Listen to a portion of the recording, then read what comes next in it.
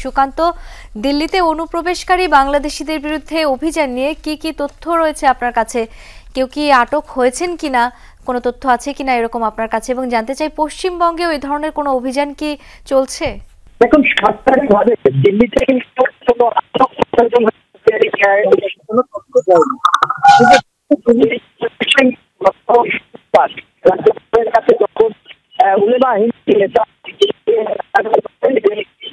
কোনো বাংলাদেশে যারা অবৈধ অনুপ্রবেশকারী তাদেরকে ধরবার জন্য, তারপরেই কিন্তু রাজ্যপালের নির্দেশে ভিকেসিং কাজ থাকছে না, তার নির্দেশে কিন্তু দিল্লি পুলিশ এই অভিযানে নামে।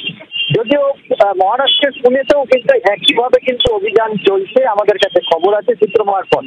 এবং পশ্চিমবঙ্গে এই ধরনের সরকারি কোনো নির্দেশিকা না থাকলেও সীমান্তবর্তী যে অঞ্চলগুলি রয়েছে, অর্থাৎ পশ্চিমবঙ্গ লাগোয়া যে ভারত বাংলাদেশ সীমান্ত, সেখানে বিএসএফ এর নজরদারি আরো কিন্তু কড়া করা হয়েছে।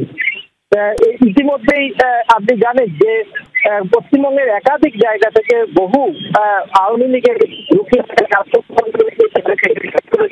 পশ্চিমবঙ্গ পুলিশ তারা এখন জেলবন্দি অবস্থায় আছে। সেখানে দাঁড়িয়ে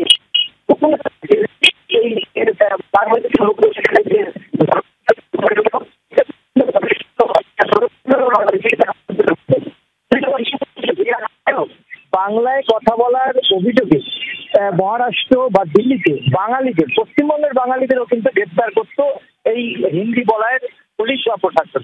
এখন দেখার এটা কোন বিষয়টি তারা করছে, সেটাই এখন। সুকান্ত, ধন্যবাদ আপনাকে।